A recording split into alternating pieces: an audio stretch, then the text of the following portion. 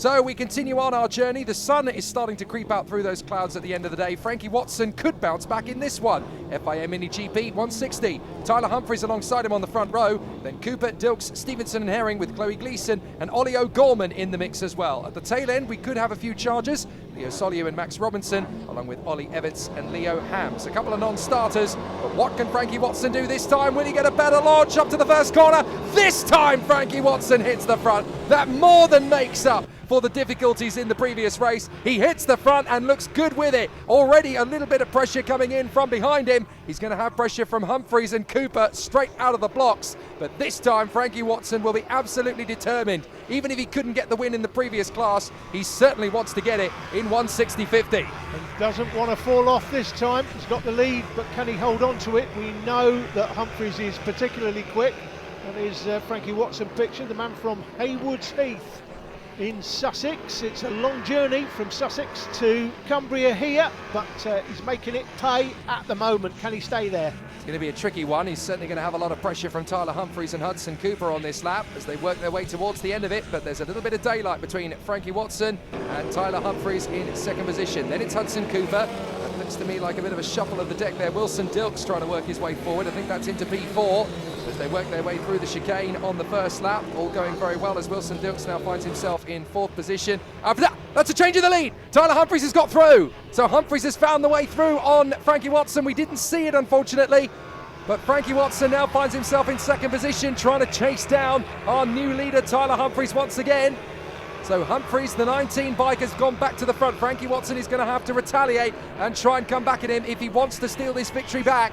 But he's certainly committing to it. Look at him all over the back through St John's, through the right-hander, then up to Sonny in the left.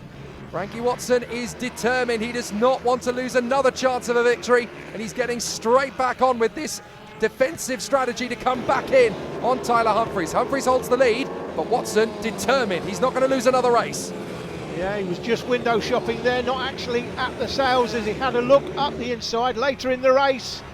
Battle for third place. That's Annie Carr up the inside, takes third, runs wide. Cooper now trying to get him on the switchback. Carr's got the inside line though, should hold on, does hold on. Yeah, very nice work on the switcheroo. Cooper is going to try and out-accelerate him down Lakeside. They're going to be side by side again. Cooper can try and commit. No, you don't, says Arnie Carr. Took me long enough to get into third position. Not going to give it up again that quickly. So great work from Arnie Carr. He now puts himself into third position ahead of Hudson Cooper. So it's Humphries, Frankie Watson, then Carr, Cooper and Wilson Dilks. Dan Stevenson P6 for the moment, in front of Bradley Curtis and Travis Shaw. And that is essentially how the battle is going to play itself out. With Tyler Humphries comfortable in front of Frankie Watson, the remaining laps tipped over fairly humdrum from that point on, with Tyler Humphries controlling it going into the final lap of the race. Still a couple of battles though towards the tail end, and certainly in the mid-pack we've got some as well. Wilson Dilks and Dan Stevenson still thrashing it out for fifth position. And Tyler Humphries still comfortable in front of Frankie Watson. Arnie Carr having got into third place, now very comfortable ahead of Hudson Cooper. Travis Shaw and Bradley Curtis might do something on this final lap. But out in front, Tyler Humphries just continuing his rhythmic pace.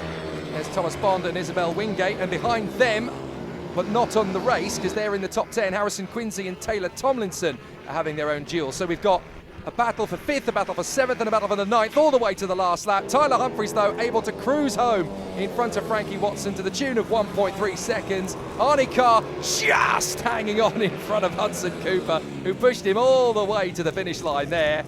So it was definitely a final race that ended 2x2 hurrah in all of the battles. Wilson Dilks shaking his head in frustration. Fifth was all he could get, just in front of Dan Stevenson. The battle for seventh ended in Bradley Curtis's favour ahead of Travis Shaw, and the battle for ninth finished in the favour of Harrison Quincy ahead of Taylor Tomlinson. A real race of 2x2 hurrah from the start. Tyler Humphries, though, mixing it in front of Frankie Watson. And as far as the championship battle is concerned, that obviously gives Tyler Humphries a big boost. He's now on 125. Frankie Watson just a whisker ahead of Arnie Carr, with Dan Stevenson and Travis Shaw still snapping at each other's boots. Great racing from Rowrah in Cumbria. We move on from one picturesque race circuit to another as we move to South Wales on the gorgeous Pembrey circuit in a few weeks' time. Join us then for more British mini bikes action.